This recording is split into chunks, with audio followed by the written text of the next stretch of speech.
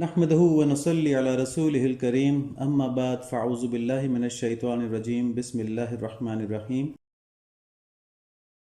تو آگے مولانا فرماتے ہیں سینہاہم شرح شرح از فراق تا بگویم شرح درد اشتیاق۔ میں ایسا سینہ چاہتی ہوں جو جدائی سے پارا پارا ہو تاکہ میں اپنے درد شوق کا حال تفصیل سے سناؤں۔ یہاں پر طلب پیدا کرنے کی بات ہو رہی ہے، یعنی جو میرے سننے والے ہیں وہ پہلے اپنے اندر درد پیدا کر لیں، پھر میں ان کو اپنی باتیں سناؤں گا تو ان پر ان باتوں کا اثر بھی ہوگا، ان میں عشق الہی کا جوش پیدا ہوگا جو انہیں دین کے اوپر، اپنے محبوب کی اطاعت کے اوپر عمل کرنے پر مجبور کر دے گا، اور یوں وہ دنیا میں بھی جنت کے مزے لیں گے، کیونکہ محبوب سے وہ ہر لمحہ باتیں کر رہے ہوں گے۔ محبوب ہر لمحہ ان کے سامنے ہوگا کہ یا اللہ میں نے آپ کے لیے یہ کیا، یا اللہ میں یہ نہیں کروں گا کیونکہ آپ ناراض ہوتے ہیں اس بات سے۔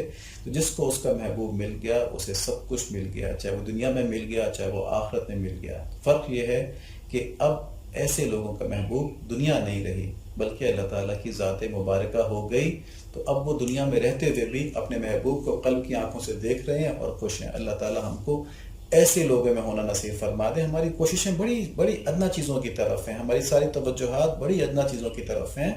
یہ بہت اونچی چیز ہے کہ ہماری ہر وقت اللہ تعالیٰ کے ساتھ محبت والے تعلق کی کیفیت ہو جائے۔ اب ہمارا سینہ عشق میں پارا پارا کیسے ہو، ہم ان علوم سے کیسے فائدہ اٹھائیں، اس کے لیے حضرت تھانوی رحمۃ اللہ علیہ نے، جنہوں نے کہ کلید مثنوی لکھی ہے جس سے ہم اپنے لیکچرز کے اندر فائدہ بھی حاصل کرتے ہیں، انہوں نے اپنے شاگردوں سے ایک دن فرمایا کہ تمہیں بتاؤں اللہ تعالیٰ کی محبت کہاں سے ملے گی؟ ظاہر سب لوگ اسی لیے ان کے پاس آئے تھے، تو انہوں نے پوچھا اشتیاق سے جی بالکل ضرور بتائیں کہاں سے ملے گی؟ تو بڑا سادہ جواب دیا، فرمایا کہ اللہ تعالیٰ کی محبت کی دکانوں سے ملے گی، یعنی کہ اللہ تعالیٰ کے عاشقوں کی صحبت سے ملے گی۔ ان کے قلوب میں تو اللہ تعالیٰ کی محبت ہے، اللہ تعالیٰ کی محبت تو کریانے کی دکان سے تھوڑی ملے گی، وہاں سے تو دال چاول ملیں گے۔ اللہ تعالیٰ کی محبت وہاں سے ملے گی جہاں رکھی ہوئی، جہاں اسٹورڈ ہے، اور وہ اہل اللہ کے قلوب ہیں۔ تو اب ہم یہ سوچیں کہ ہماری سالوں پر محیط زندگی جو ہے، ڈیکیڈز پر محیط زندگی جو ہے، دہائیوں پر محیط زندگی جو ہے، اس میں اللہ تعالیٰ کے عاشقوں کی صحبت کتنے گھنٹوں کی ہے، کتنے منٹوں کی ہے، کتنی ہماری اس طرف توجہ ہے، کتنی ہماری اس طرف طلب ہے۔ اللہ کریم ہم کو بھی شراب عشق حقیقی نصیب فرما دیں، ہمیں بھی عشق حقیقی نصیب فرما دیں، اس نعمت سے جو ہماری غفلت ہے اس کو دور فرما دیں، آمین۔ ہر کسے کے دور ماند از اصل خیش، باز جویت روزگار وصل خیش۔ جو کوئی بھی اپنی اصل سے دور ہو جاتا ہے وہ اپنے وصل کا زمانہ پھر تلاش کرتا ہے۔ پچھلے اشعار میں فرمایا تھا کہ میری آہ شوق سے مرد و زن کے دل سلگ رہے ہیں۔ اس شعر میں اس رویے کی ایک وجہ بتاتے ہیں کہ قاعدہ یہ ہے کہ جو بھی اپنی اصل سے، یعنی عالم ارواح یہاں مراد ہے کہ عالم ارواح سے جو دور ہو گیا ہے، تو جو بھی اپنی اصل سے دور ہو جاتا ہے اس پر بے قراری ہو جاتی ہے، اضطراب طاری ہو جاتا ہے، وہ اپنے اصل مقام پہ جانے کے لیے سرگرداں رہتے ہیں، جس کو ہم ہوم سکنس کہتے ہیں۔ اس کو تو سب جانتے ہیں نا، ہم کہ اپنے وطن کو چھوڑ دیں کہیں دور چل جائیں، ہوم سکنس ہو جاتی ہے۔ تو ہماری ارواح کو یہ ہوم سکنس ہوئی بھی ہے، صرف ہم نے اپنی ارواح کی طرف توجہ دینی ہے۔ تو جب ہماری روحیں دیکھتی ہیں کہ عالم ارواح سے جدا ہو کر ہماری صفات جو ہے، ہمارے کمال جو ہیں یہ ضائع ہو رہے ہیں، ہم اللہ تعالیٰ کی محبت کے اوپر غلاف چڑھاتے جا رہے ہیں نفس کی خواہشوں کے، تو وہ واپس جانے کی طالب ہوتی ہیں۔ اب ان اشعار کی روشنی میں ہم انسانوں کو 2 درجات میں تقسیم کر سکتے ہیں، اور ہم میں سے اکثر جو ہیں اللہ تعالیٰ ہماری مدد فرمائے، ہمیں ترقی نصیب فرمائے، شاید پہلے درجے میں ہو۔ اللہ تعالیٰ سے بس یہی دعا ہے کہ اللہ تعالیٰ ہم کو ہمارے مہلت ختم ہونے سے پہلے، یہ زندگی کا سفر ختم ہونے سے پہلے دوسرے درجے میں جانے کی توفیق نصیب فرما دیں، اور اللہ تعالیٰ سے اگر یہ بات دل سے مانگی جائے نا تو انشاءاللہ ضرور پوری ہوگی، ضرور پوری ہوگی۔ صرف ایک دفعہ ہم نے یہ عقلی فیصلہ کرنا ہے کہ دنیا کی محبت کچھ نہیں ہے اور آخرت کی محبت، اللہ تعالیٰ کی محبت سب کچھ ہے، تو مانگ تو لیں اللہ تعالیٰ سے، مانگ تو لیں تو انشاءاللہ ضرور مل جائے گی۔ تو پہلا درجہ کیا ہے کہ یہ وہ انسان ہے جو مادے کی محبت میں، میٹیریل کی محبت میں زندگی گزار دیتے ہیں، اور اللہ تعالیٰ کی ذات مبارکہ کی محبت کی لذت جو ہے ان سے ان کو ذائقہ نہیں مل پاتا۔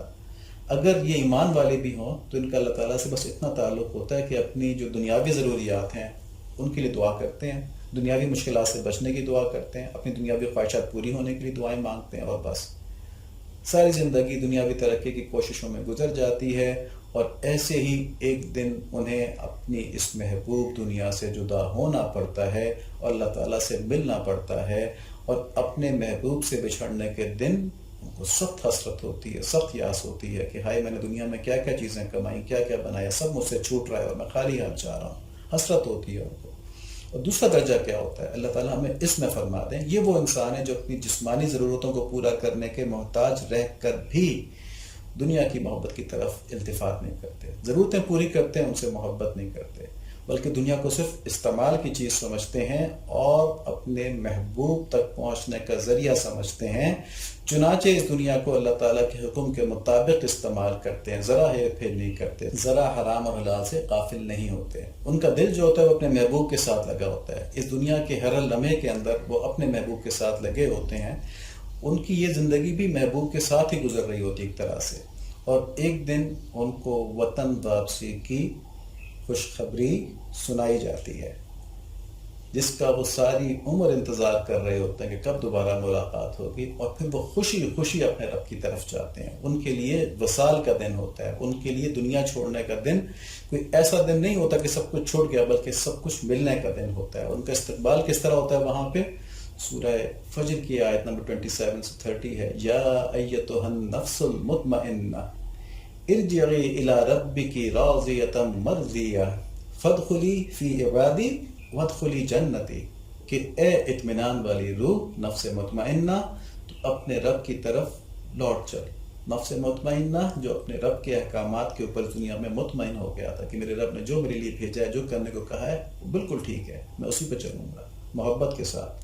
تو اے نفس مطمئنہ، تو اپنے رب کی طرف لوٹ چل، اس طرح کہ تو اس سے راضی اور وہ تجھ سے راضی، تجھ سے خوش، بس تو میرے خاص بندوں میں داخل ہو جا، میری جنت میں داخل ہو جا، فادخلی فی عبادی وادخلی جنتی۔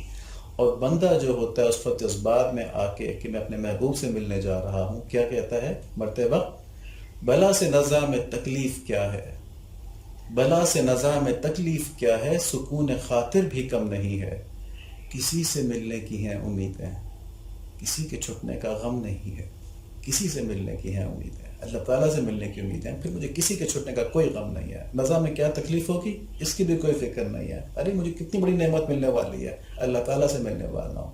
اور ایسے عاشق، ایسے اللہ تعالیٰ کے عاشق اپنی زندگی میں اہل دنیا کو نصیحت کرتے رہتے ہیں کہ رنگا لے چنریا گندھا لے رسیس، تو کیا کیا کرے گی اری دن کے دن، نہ جانے بلا لیں پیا کس کھڑی، کھڑی منہ تکے گی اری دن کے دن، کہ اپنی چنریا جو ہے اس کو رنگا لے، رنگ کروا لے، اس کو اپنی چٹیا کو گندوا لے، تو دن کے دن کیا کہ یعنی تو اس دن جب وقت آ جائے گا کیا کیا کرے گی، پتہ نہیں تیرے محبوب تجھے کس وقت بلا لیں، تو اس وقت تو کتنی فکر مند ہو جائے گی، اپنا منہ تکے گی کہ ہے میں کیا کروں، انہوں نے تو بلا لیا، میں تو تیار ہی نہیں تھی، میرے تو کپڑے بھی دھلے ہوئے نہیں ہیں، میرا تو منہ بھی دھلا ہوا نہیں، میرے تو بال بھی بکھرے ہوئے ہیں۔ تو اپنے آپ کو سنبھال لیں، اپنے آپ کو اس محبت والے دن کے لیے، اس ملاقات کے دن کے لیے، اس وصل کے دن کے لیے سنوار لیں، سجا لیں، بنا لیں، خوشبوئیں لگا لیں، اعمال کی خوشبوئیں لگا لیں، اطاعت کی خوشبوئیں لگا لیں، محبت کی خوشبوئیں لگا لیں۔ اس کی تیاری کی دعوت یہ مثنوی شریف ہے، اسی کی خاطر ہم یہ سن رہے ہیں۔ بس دو چیزیں ہیں کہ مثنوی کی جو خوبصورت ترغیب ہے نا، مؤثر انداز میں جو دل کو چھو لینے والے اشعار ہیں، ان کے ذریعے اللہ تعالیٰ کی محبت کو اپنا مقصد بنا لینا اور ملنے کے دن کی تیاری کرنا، اور نمبر دو، جب یہ خواہش پیدا ہو جائے تو اہل اللہ سے قلب کا علاج کروا کر اس کو دنیا کی محبت سے پاک کرنا اور اس کو اللہ تعالیٰ کے حسن سے آباد کرنا۔ دیکھیں، قلب اور نفس کے دنیا سے محبت کے ذوق سے اللہ تعالیٰ کے محبت کے ذوق تک جو ترقی کرنے کی بات ہم نے کی ہے نا، اس کے لیے 3 مرحلوں سے گزرنا ہوتا ہے۔ پہلا مرحلہ کہتے ہیں علماء کرام تشویق ہے، یعنی دین میں دلچسپی پیدا کرنا، دین کی طرف آنا، انابت کہنا، اس کو انابت اللہ کہتے ہیں۔ اور یہ کیا ہے؟ دعوت و تبلیغ ہے، کہ کسی کو ترغیب دینا، ترغیبی بیانات سننا جس سے کہ دل آدمی کا تھوڑا سا ہل جائے نا، تو یہ وہ چیزیں ہیں کہ جس سے ترغیب مل جائے۔ دوسرا مرحلہ کیا ہے؟ تعلیم، کہ دین کا علم حاصل کرنا، اس کے لیے علماء حق سے پوچھ کر فرض عین علم حاصل کرنا، کہ جس سے ہماری 24 گھنٹے کی زندگی اللہ تعالیٰ کی نافرمانی سے بچ جائے۔ اور یہی جو علم ہوتا ہے یہ انسان کی عقل کی روشنی ہے، اگر یہ علم نہ ہو، یہ وحی کا علم نہ ہو، تو انسان کی عقل جو ہے وہ اندھیروں میں ٹامک ٹوئیاں مارے گی اور انسان کو صحیح طرف ڈائریکٹ نہیں کر پائے گی۔ لیکن ہم پہلے یہ بات بہت دفعہ کر چکے ہیں کہ یہ علم اگر کسی غلط جگہ سے حاصل کیا جہاں پر کہ دین کو توڑ مڑوڑ کر نفسانی خواہشات حاصل کرنے کے لیے جواز پیدا کیا جاتا ہے تو انسان سخت خسارے میں رہے گا۔ اس کے لیے صرف ان لوگوں سے علم لیں جو خیر القرون سے نبی صلی اللہ علیہ وآلہ وسلم کے دور سے اب تک اس علم کو متواتر ٹرانسفر کرتے رہے ہیں۔ اس میں کوئی نئی بات قبول نہیں کرنی، کیونکہ دین نبی صلی اللہ علیہ وآلہ وسلم مکمل کر کے گئے تھے اور اس مکمل دین کی حفاظت ہوئی ہے، یہ نہیں کہ دین بیچ میں سے غائب ہو گیا۔ اس کے علاوہ جو بھی دین کی تشریح ہوگی وہ نئی چیز ہوگی، وہ گمراہی ہوگی۔ یاد رکھیں ہم سے پہلے کے تمام ادوار میں مکمل دین ہی منتقل ہوتا رہا ہے۔ اب جو یہ کہنا کہ دین کو آج میں سے سمجھا ہوں، اس سے پہلے دین غائب ہو گیا تھا، لوگ سمجھے نہیں، لوگ گمراہی کے اوپر ہیں، تو وہ خود گمراہ بھی ہے اور متکبر بھی ہے کہ سب سے بڑا اپنے آپ کو سمجھ رہا ہے، اپنی عقل کو سب سے زیادہ سمجھ رہا ہے۔ اچھی طرح یاد رکھیں کہ دین کی اصل جو ہے وہ وحی ہے، یعنی قرآن اور سنت، یہ اصل ہے۔ بے لگام عقلی موشگافیاں، عقل کے گھوڑے کی چھلانگیں یہ نہیں ہے۔ صرف نبی صلی اللہ علیہ وآلہ وسلم کا حکم، اللہ تعالیٰ کا حکم، سنتیں، یہ دین کی اصل ہے۔ دیکھیں سورہ مائدہ کے اندر اللہ تعالیٰ فرماتے ہیں الیوم یئس الذین کفروا من دینکم فلا تخشوہم واخشونی الیوم اکملت لکم دینکم واتممت علیکم نعمتی ورضیت لکم الاسلام دینا۔ آج کفار دین سے نا امید ہو گئے، خبردار ان سے مت ڈرنا اور مجھ سے ڈرنا۔ ہم آج کفار سے ڈرتے ہیں، اللہ تعالیٰ سے نہیں ڈرتے۔ اللہ تعالیٰ ہم کو اس بات پہ معاف فرمائے اور ہمارے قلوب کو حوصلہ نصیب فرمائے۔ آگے فرماتے ہیں آج میں نے تمہارے لیے دین کو کامل کر دیا اور تم پر اپنا نام پورا کر دیا، اور تمہارے لیے اسلام کے دین ہونے پر راضی ہو گیا۔ تو دین اللہ تعالیٰ نے کامل کر دیا تھا، ٹھیک ہے، اب کوئی نئی چیز نہیں نکال سکتا۔ بس اللہ تعالیٰ یہ بات نصیب فرما دیں۔ بہت امپورٹنٹ بات ہے کہ دین کا علم کہاں سے حاصل کرنا ہے، اسی پہ ساری چیزوں کا مدار ہے، اور اس کے لیے اللہ تعالیٰ سے بہت زیادہ مانگنا چاہیے، یا اللہ اہدنا الصراط المستقیم صراط الذین انعمت علیہم، کہ جن لوگوں پر آپ کی نعمت ہوئی ہے ان کا راستہ، غیر المغضوب علیہم ولا الضالین، جن کو کہ آپ نے گمراہ فرما دیا، جن پر کہ آپ نے غضب فرمایا، ان کے راستے سے اپنی پناہ نصیب فرما دیا۔ تو یہ دوسری اسٹیج ہو گئی۔ تیسری اسٹیج ہے تکمیل، کسی چیز کی تکمیل، کمپلیشن اس کی۔ تو یہ اصلاح نفس اور تصفیہ قلب کا مکمل ہونا ہے۔ عقل تو علم کے ذریعے ٹھیک ہوگی نا، اب نفس اور قلب کا ٹھیک ہونا۔ تو انسان کو جب دین پر چلنے کی ترغیب ہو گئی اور عقل اس بات پر قائل ہو گئی کہ میرے دونوں جہانوں کا فائدہ عطاء میں ہے، اور وہ دین کے ضروری علم بھی حاصل کرنے کی طرف متوجہ ہو گئی، تو اس روش پر قائم رہنے اور دین پر عمل کرنے میں نفس اور شیطان کی طرف سے بڑی سخت رکاوٹ آتی ہے۔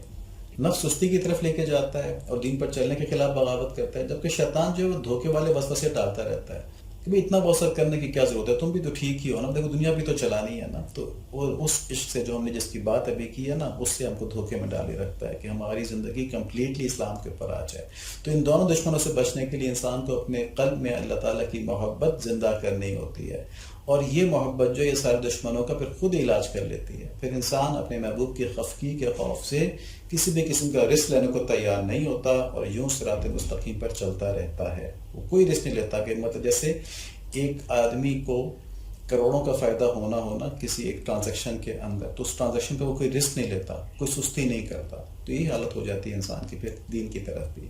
اور ایک وقت آتا ہے کہ یہی محبت قلب سے بڑھ کر نفس پر بھی غالب ہو جاتی ہے، اور پھر نفس اپنی خواہش کو چھوڑ کر محبوب کی خواہش پر چلنے کا خوگر ہو جاتا ہے۔ دیکھیں کسی غلط فہمی میں نہ رہیں کہ دین پر تھوڑا بہت عمل کر کے سمجھیں کہ ہم بھی تو پہلے سے کامل ہیں، ہم بھی تو ٹھیک ہے نا، مطلب اتنا ہی اللہ تعالیٰ چاہتے ہیں۔ اللہ تعالیٰ کو پتہ ہے ہم کمزور ہیں، اللہ تعالیٰ ہم کو دین پر پورا چلنے کا حکم دے رہے ہیں۔ سورہ بقرہ کے اندر آیت نمبر 208 ہے، یا ایھا الذین آمنوا، ایمان والوں کو مخاطب کیا گیا ہے، یا ایھا الذین آمنوا ادخلوا فی السلم کافہ ولا تتبعوا خطوات الشیطان انہ لکم عدو مبین۔ اے ایمان والو، اسلام میں پورے کے پورے داخل ہو جاؤ اور شیطان کے قدموں کی تابعداری مت کرو، وہ تمہارا کھلا دشمن ہے، اس کو دشمن سمجھو، اپنے نفس کو دشمن سمجھو، شیطان کو دشمن سمجھو، اور دین میں پورے کے پورے داخل ہو جاؤ۔ اللہ تعالیٰ کی والہانہ محبت اور دین پر پورا چلنا، یہ ایک ہی سکے کے دو رخ ہیں، دونوں ایک دوسرے کے لیے لازم ہیں، ایک دوسرے کے بغیر نہیں چل سکتے۔ یعنی اگر محبت نہیں ہوگی دین پہ پورے نہیں چل سکیں گے، اگر دین پہ پورے نہیں چل رہے تو محبت نہیں ہے۔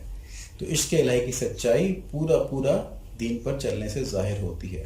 اب غور سے سنیں، اور اس بات کو اپنے ساتھ باندھ لیں کہ صرف محبت جو ہے یہی ایک راستہ ہے مکمل دین پر چلنے کا، پورے دین پر چلنے کا، اور یہ واحد راستہ ہے، اس کے علاوہ کوئی اور راستہ نہیں۔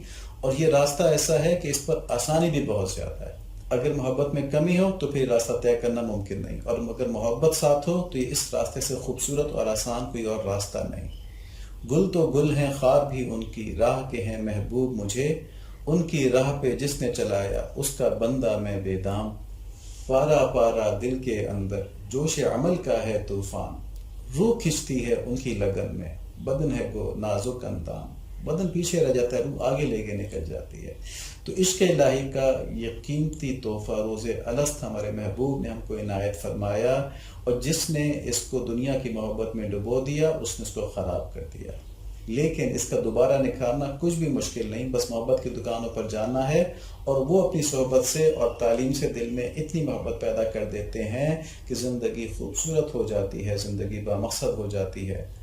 اب تک جو ہم نے باتیں کی یہ علم تھا، یہ صرف عقل کو متاثر کرنے اور قائل کرنے کے لیے تھا، لیکن اصل چیز کب آئے گی؟ جب قلب متاثر ہوگا۔ اور قلب کو متاثر کرنے کے لیے کیا چیز ہے؟ قلب کب متاثر ہوگا؟ جب اس کے اندر اللہ تعالیٰ کی محبت کا جوش بھر جائے۔ اور یہ کب حاصل ہوگا؟ یہ اس کے طریقے سے حاصل ہوگا۔ تو وہ طریقہ کیا ہے؟ وہ اللہ تعالیٰ کا ذکر ہے، اللہ تعالیٰ کا ذکر ہے۔ اور کیونکہ دنیاوی ہمارے اوپر توجہات، مشکلات اور مسائل بہت زیادہ ہیں نا، تو ہماری ذہن منتشر ہو جاتا ہے، تو اس کے لیے ذکر خاص طریقے سے کرنا اس کی ترغیب دیتے ہیں تاکہ آپ کی کنسنٹریشن اس ذکر کے اوپر ہو جائے۔ جیسے لا الہ الا اللہ ایک صحابہ پڑھا کرتے تھے تو ان کے دل بنے ہوئے تھے، تو ان کی توجہ لا الہ الا اللہ کے اوپر ہوتی تھی، اس کے مطلب کی طرف ہوتی تھی، اس کی حقیقت کی طرف ہوتی تھی۔ ایک ہم لا الہ الا اللہ پڑھتے ہیں 100 مرتبہ تو ہم بس پڑھتے ہیں، توجہ ہماری پوری دنیا کی طرف ہوتی ہے اور زبان پر لا الہ الا اللہ ہوتا ہے۔ تو یہاں پر مشائخ جو ہیں وہ کنسنٹریٹ کرنے کے لیے کچھ ترکیبیں بتاتے ہیں۔ تو بہرحال جن کو شوق ہو، اللہ تعالیٰ ہم سب میں یہ شوق پیدا فرما دیں، وہ اس راستے کے اوپر چل پڑیں۔ اب مثنوی کا مزہ جو ہے، مثنوی کا فائدہ جو ہے وہ ان چیزوں کے ساتھ ہی آئے گا۔ تو اس کے لیے جو پہلی چیز ہے، اور اس کو ذوق و شوق کے ساتھ کریں، وہ یہ ہے کہ 40 دن تک بغیر ناغے کے 300 مرتبہ سبحان اللہ والحمد للہ ولا الہ الا اللہ واللہ اکبر، تیسرے کلمے کا پہلا حصہ یہ 300 مرتبہ، اور 200 مرتبہ لا حول ولا قوت الا باللہ العلی العظیم، تیسرے کلمے کا دوسرا حصہ یہ 200 مرتبہ پڑھنا ہے بغیر ناغے کے۔ اس طرح سے جیسے بہترین وقت ہوتا ہے فجر کے بعد، کہ اگر فجر کے بعد آدمی بیٹھ کے ان کو پڑھ لے، 20-25-30 منٹ لگیں گے اس کے اوپر قبلہ رخ ہو کے نماز کے ساتھ ہی، تو انشاءاللہ قلب کے اندر تبدیلی خود بخود محسوس ہونا شروع ہو جائے گی۔ اور فجر کے بعد اس لیے کہتے ہیں، ایک تو یہ کہ اس کا دماغ باقی فکر سے آزاد ہوتا ہے، آدمی سو کے اٹھا ہوتا ہے۔ دوسری بات، اگر فجر کے بعد کسی وجہ سے رہ جائے تو پورا دن ہوتا ہے مکمل کرنے کا، اس کے لیے ناغہ نہیں ہوتا۔ تو 40 دن تک مکمل کر لیں، اس کے بعد اللہ تعالیٰ سے دعا بھی کریں، اللہ تعالیٰ مزید راستے کھولیں۔ تو اگر پوچھیں گے تو آگے بھی بتا دیا جائے گا انشاءاللہ۔ تو یہ دعا مانگ کے اس کو شروع کریں سفر کو، اور اس سفر کے بغیر دنیا بالکل بے مزہ ہے اور آخرت خطرے میں۔ اللہ تعالیٰ میں سمجھ نصیب فرمائیں۔ اللہم صلی علی محمد النبی الامی وعلی آلہ وصحبہ وبارک وسلم تسلیما کثیرا کثیرا۔